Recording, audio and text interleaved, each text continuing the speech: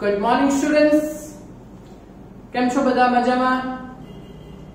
Okay, તો આપણે વિકલન અને વિકલનને આધારિત બહુવિકલ્પી પ્રશ્નો એટલે એમસીક્યુ સોલ્વ કર્યા, બરાબર? અને તેના ઉપરથી આપણે એક જ ઉદાહરણનો દાખલો હતો વિકલન ઉપરથી, તે ઉદાહરણ નંબર 2 હતો. એ આપણે લાસ્ટ લેક્ચરમાં સોલ્વ કર્યો, હા ને? ઓકે, હવે આજે થોડોક એક નવો ટોપિક ભણીએ, બરાબર? તો એ પણ તમને એમસીક્યુ ના કોન્સેપ્ટ માટે કામ લાગશે, બરાબર? અને આ કોન્સેપ્ટ આજે નોંધ છે, બરાબર? તેના ઉપરથી આપણો એક જ દાખલો, એ આપણા સ્વાધ્યાયનો 10મો દાખલો, હા ને? તેમાં ખાલી એક જ સવાલમાં ગણતરી છે, બીજા તો આપણા એક એક વાક્યોના જવાબ છે A B C D, હા ને? તો A B અને D માં તો આપણે જવાબ જ લખવાના છે અને માત્ર એકમાં જ આપણે ગણતરી કરવાની છે, તે આના ઉપરથી થઈ જશે. ઓકે, ચાલો તો શાંતિથી સમજો. તો આજનો આપણો બેઝિક પોઈન્ટ કયો છે? તો ભાઈ આપણે જોયું કે પદાર્થને આપણે ઉપરથી રિલીઝ કરીએ v0 જેટલા વેગથી, હા ને? ઉપરથી એમ છોડી દઈએ, હા ને? તો છોડી દઈએ, બરાબર? તો આ મુક્ત પતન છે એમ કહેવાય, હા ને? અને મુક્ત પતનમાં એ પ્રવેગ, એ ગુરુત્વ પ્રવેગ હોય g, જે હંમેશા કે બાજુ હોય, પદાર્થ ઉપર જતો હોય કે પદાર્થ નીચે આવતો હોય, હા ને? પણ ગુરુત્વ પ્રવેગ એ હંમેશા, હા ને, પૃથ્વીના કેન્દ્ર તરફ હોય. એટલે હંમેશા પ્રવેગ, ગુરુત્વ પ્રવેગ એ હંમેશા ક્યાં હોય? અધો દિશામાં હોય. એ તો તમને આવડતું જ છે અને તમને ખ્યાલ જ આવે. ઓકે, ચાલો તો આ એક આજનો નોંધ છે.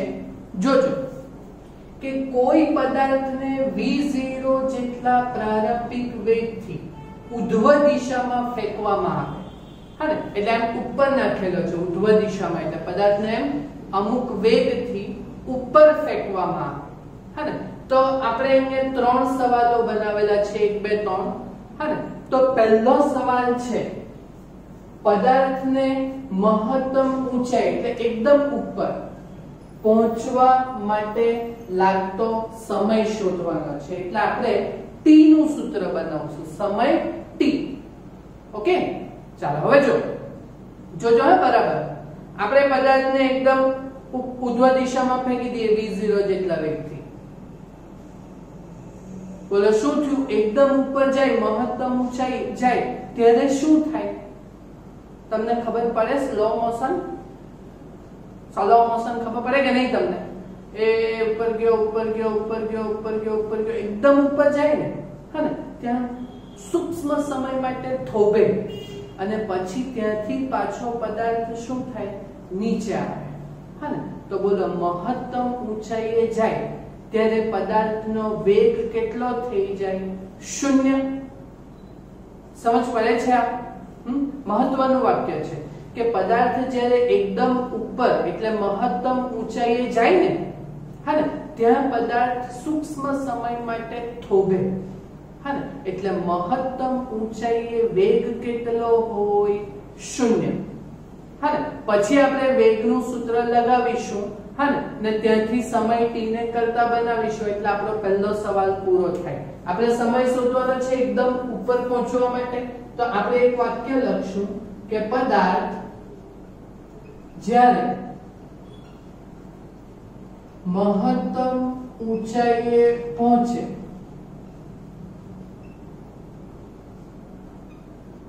ત્યારે તેનો વેગ v બરાબર કેટલો લેવાય? 0 લેવાય.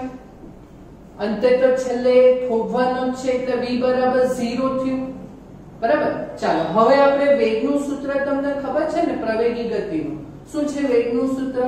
એટલે v બરાબર v0 પ્લસ at છે આપણું વેગનું પ્રવેગી ગતિના સમીકરણ, બરાબર? તો અહીંયા મુક્ત પતન છે, હવામાં નાખેલો છે એટલે ગુરુત્વ પ્રવેગ g આવે, પણ હંમેશા એ અધો દિશામાં હોય એટલે માઈનસમાં લેવાય એટલે v બરાબર v0 a ની જગ્યાએ માઈનસ g એટલે v બરાબર v0 માઈનસ gt હે ને ચાલો હવે આમાં આપણે વેગ 0 લ્યો તો 0 બરાબર v0 માઈનસ gt આપણે કોને કરતા બનાવવાનો છે સમયને એકદમ ઉપર પહોંચવા માટેનો સમય તો વેગ 0 થઈ ગયો તો આ સમય એકદમ ઉપર પહોંચવા માટેનો થઈ જશે મહત્તમ ઊંચાઈ હે ચાલો હવે t ને કરતા બનાવો તો પહેલા માઈનસ gt ના બાજુ લઈ જાઓ તો પ્લસ gt હે તો gt is equal to v0 થશે હે તો બોલજો તો પછી મહત્તમ ઊંચાઈએ પહોંચવા માટે લાગતો સમય તો t નું સૂત્ર શું આવશે t બરાબર g ગુણાંકમાં છે તો આ બચ જશે એટલે ભગાઈ જશે એટલે t બરાબર શું થશે v0/g બોલો સમજ પડી આ મહત્તમ ઊંચાઈનો ટાઈમ છે એટલે આને t એમ કહી દેશું મહત્તમ ઊંચાઈ માટેનો છે એટલે બોલો સૂત્ર કેવી રીતના આવ્યું તે ખબર પડી ને હા ઓકે એકદમ ઈઝી છે ઓકે ચાલો હવે સમજો બીજો સવાલ કે ભાઈ પદાર્થને આપણે ઉપર નાખીએ તો પાછો નીચે પણ આવવાનો બરાબર તો અહીંયાથી એકદમ ઉપર જવા માટે ધારો કે જો 3 સેકન્ડ લાગતી હોય તો પાછું નીચે આવવા માટે કેટલો ટાઈમ લાગે 5 સેકન્ડ લાગશે ને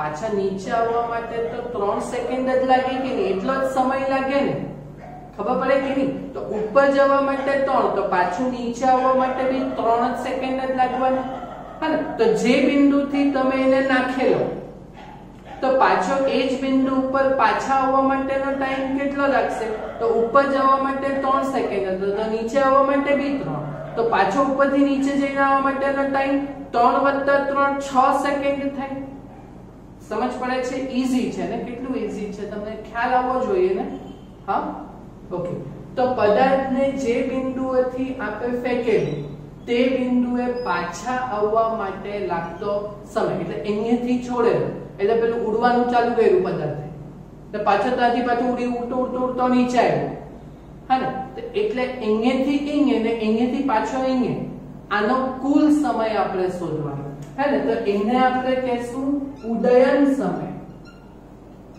કયો સમય કહેશું ઉદયન સમય તો ઉદયન સમય tf કહેશું ફ્લાઇંગ ટાઈમ ઉડવું એટલે ટુ ફ્લાય એટલે tf કહેશું હે ને તો ઉપર જવાનો ટાઈમ કેટલો છે tm પાછો નીચે આવવાનો ટાઈમ બી tm ઓકે તો tf ઉડ્ડયન સમય 2tm કહેવાશે હે એટલે tf બરાબર 2 અને tm ની વેલ્યુ કેટલી લાવેલી છે આપણે v0/g ઉપર સાબિત કર્યું ને આપણે જોયું કે હે ખ્યાલ આવ્યો આ બીજો ટોપિક પણ હે અને ત્રીજો ટોપિક છે પદાર્થે પ્રાપ્ત કરેલી મહત્તમ ઊંચાઈ ને ઊંચાઈ એટલે અંતર બોલો અંતરનું આપણી પાસે સૂત્ર શું છે તો અંતર x બરાબર m છે કે નહીં તો એ અંતરે અહીંયા ઊંચાઈ લેવાની છે તો ઊંચાઈ મહત્તમ ઊંચાઈ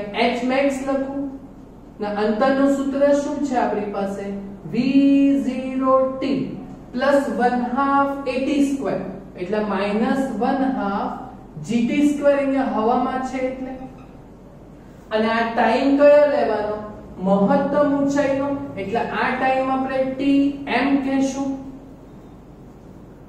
બોલો સમજ પડી અને હવે આ tm ની વેલ્યુ જે અહીંયા આપણે શોધેલી છે v0/g તે અહીંયા આપણે મૂકી દો તો બોલો v0/g આપણે અહીંયા મૂકી દઈએ tm ની જગ્યાએ કેટલા લખવાના v0/g -1/2 g અને t² tm નો વર્ગ છે તો આનો વર્ગ લખવાનો એટલે v0 નો વર્ગ ના છેદમાં g² આવું થશે ઓકે ચાલો તો હવે પહેલા પદની વેલ્યુ કેટલી આવી v0²/g હા અને બીજા પદ માટે જો આ એક g કેન્સલ થશે ને બરાબર. તો બોલો હવે આ કેટલું આવશે? -1/2 આ પણ v02/g. બરાબર. તો બોલો હવે આની વેલ્યુ કેટલી આવે? જો v02/g જો ધારે તો હું x ધારી લઉં તો x - 1/2x એટલે x - x/2. બોલો x - x/2 એટલે x/2 થાય કે નહીં? ખબર પડે કે નહીં? એટલે ધારો કે હું અહીંયાથી કામ કરું ભાઈ કે v02/g જો હું કોમન લઈ લઉં. શું કોમન લઈ લઉં?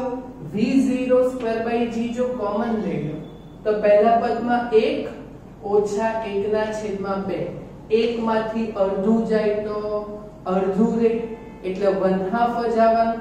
તો આગળ 1/2 ગુણાંક એટલે v02/2g જ કહેવાશે. ને આ કોનું સૂત્ર આવ્યું? h max એટલે પદાર્થે પ્રાપ્ત કરેલી મહત્તમ ઊંચાઈનું સૂત્ર થશે. બોલો સમજ પડી આ નોંધમાં? હે એટલે જો આપણને ખાલી પદાર્થને ઉપર ફેંકેલો હોય કોઈ પ્રારંભિક વેગથી તો એ v0 નું જો આપણને માત્ર મૂલ્ય આપી દે તો g નું તો મૂલ્ય ખબર જ છે. તો આપણે બીજા બધા સવાલના જવાબ આ કોન્સેપ્ટ ઉપરથી તૈયાર કરી શકીએ ને. હા ને. તો એનો બેઠો દાખલો છે આપણી પાસે સ્વાધ્યાયનો 10મો, જેને 4 માર્ક્સમાં પૂછવાનો હોય કે 5 માર્ક્સમાં પૂછવાનો હોય, હા ને, તો પૂછી શકાય. બરાબર. એ ડિપેન્ડ કરે ભાઈ જેટલા માર્ક્સમાં પૂછાય એની સાથે આપણે કઈ લાગે હોઈએ. બરાબર. આવડવું એ ઇમ્પોર્ટન્ટ છે. ઓકે. તો સવાલ છે એક ખેલાડી 29.4 મીટર પર સેકન્ડના પ્રારંભિક વેગથી, એટલે પ્રારંભિક વેગ v0 ની વેલ્યુ આપેલી છે આપણને 29.4, હા ને ઉધ્વ દિશામાં ફેંકેલો છે ઉપર. તો આપણી પાસે a b c અને d એમ 4 સવાલ છે. હા ને. ચાલો તો સવાલ a જોજો શું છે? દડાની ઉધ્વ દિશાની ગતિ દરમિયાન દડો જ્યારે ઉપર જતો હોય ત્યારે પ્રવેગની દિશા કઈ હશે? બોલો. પદાર્થ હવામાં છે કે નહીં? હવામાં પ્રવેગ એ હંમેશા ગુરુત્વ પ્રવેગ જ હોય. ના ગુરુત્વ પ્રવેગની દિશા એ હંમેશા કે બાજુ હોય? અધો દિશામાં જ હોય. એટલે આનો જવાબ એક વાક્યમાં થાય કે અહીં દડો હવામાં હોવાથી એ પ્રવેગ ગુરુત્વ પ્રવેગ, હે ને, જે હંમેશા કઈ દિશામાં હોય છે? અધો દિશામાં હોય છે. બોલો પહેલા સવાલનો જવાબ ખબર પડ્યો? હા ને. ચાલો સવાલ બી એ પણ એવી જ રીતે આપણે એક વાક્યમાં લખશું.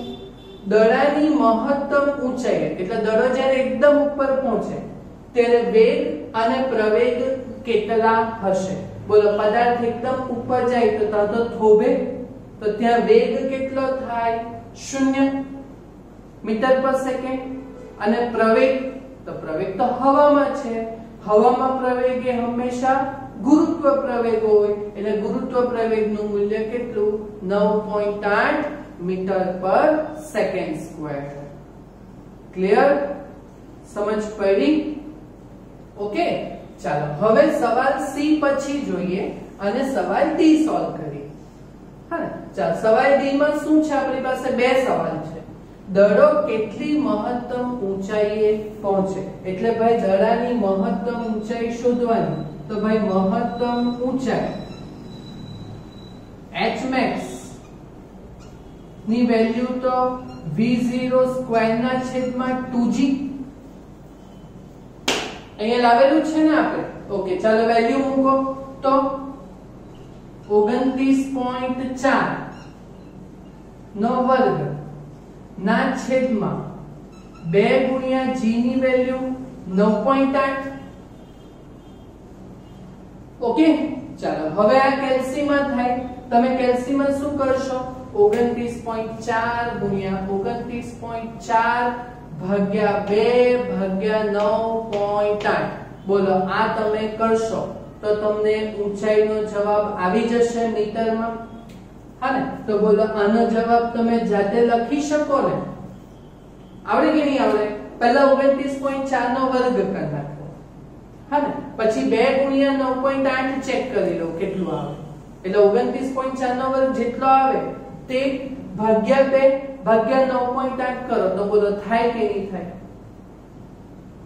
સમજ પડે જવાબ લાવતા આવડશે ને હા કે આ શીખવાનું તમને થશે પાકું ઓકે ચાલો તો બીજો સવાલ દડાને પાછું ખેલાડીના હાથમાં આવતા કેટલો સમય લાગે એટલે અહીંયાથી છૂટેલો એકદમ ઉપર જાય ને પાછો નીચે આવશે હા ને તો બોલો અહીંયાથી છૂટેલો એટલે ઉપર જવાનો ટાઈમ પછી પાછો ત્યાંથી પાછો નીચે આવવાનો ટાઈમ બોલો એટલે ઉડ્ડયન સમય કેવાશે હા ને ઉડ્ડયન સમય 2v0/g એટલે આપણે અહીંયા દડાને પાછો આવવા માટે સમય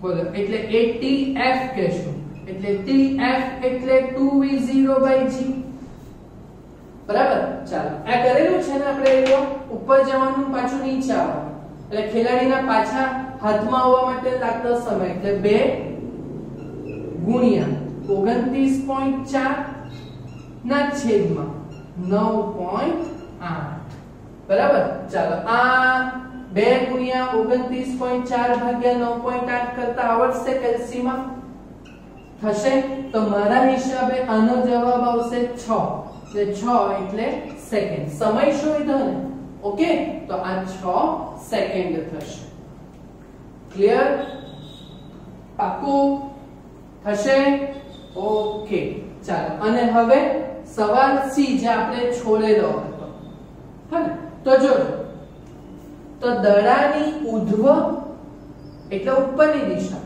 અને અધો દિશા નીચે તરફ આની ગતિ માટે સ્થાન એટલે x વેગ એટલે v અને પ્રવેગ એટલે a ના ચિહ્નો દર્શાવો ભાઈ પદાર્થ ઉપર જાય કે નીચે જાય અંતર તો કાપવાનું જ હા ને એટલે ચિહ્ન એટલે ધન કે ઋણ ગ્રેટર ધેન 0 તો ધન લેસ ધેન 0 તો ઋણ ભાઈ ઉપર જાય કે નીચે જાય અંતર તો કાપવાનું જ એટલે સ્થાન એ x એ હંમેશા અહીં કેવી રીતના આપણે કરશું બોલો સ્થાન કેવી રીતે બતાવશું અંતર તો કાપે એટલે સ્થાન x ગ્રેટર ધેન 0 અને અહીંયા સ્થાન x ગ્રેટર ધેન 0 સ્થાન તો ધન જ આવવાનું એટલે અંતર તો કાપવાનું જ છે બરાબર ચાલો હવે વેગ બોલો પદાર્થ ઉપર જાય હા તમને ખ્યાલ આવે પદાર્થ એમ આપણે એમ નાખીએ ને જોરથી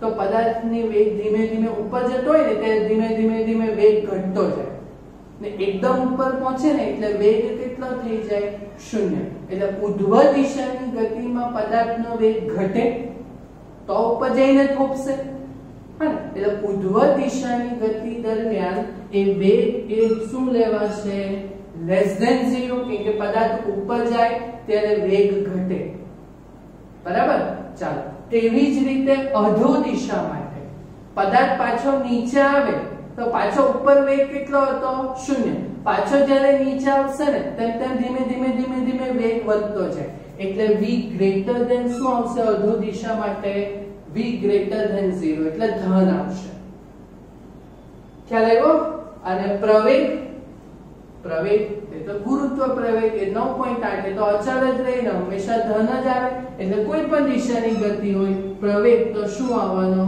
ધન જ આવવાનો બોલો સમજ પડી આ વસ્તુ ક્લિયર હા ને કદાચ આનો જવાબમાં જે પાછળ ચોપડીમાં જે જવાબ છે એમાં આ જવાબમાં પાછળ ભૂલ હશે હા ને પણ આપણે જે કરેલું છે તે બરાબર જ છે ક્લિયર સમજ પડી તમને ટોપિકમાં થશે આ દાખલો જાતે આ સમજ પડેલી હોય તો આ દાખલો જાતે થવાનો જ છે ને ત્રણ સવાલના જવાબ તો એમ જ લખી કાઢ્યા આ સવાલ વચ્ચેનો જે સવાલ ડી છે તે આના ઉપરથી કરેલો છે ક્લિયર હા ને ઓકે થેન્ક યુ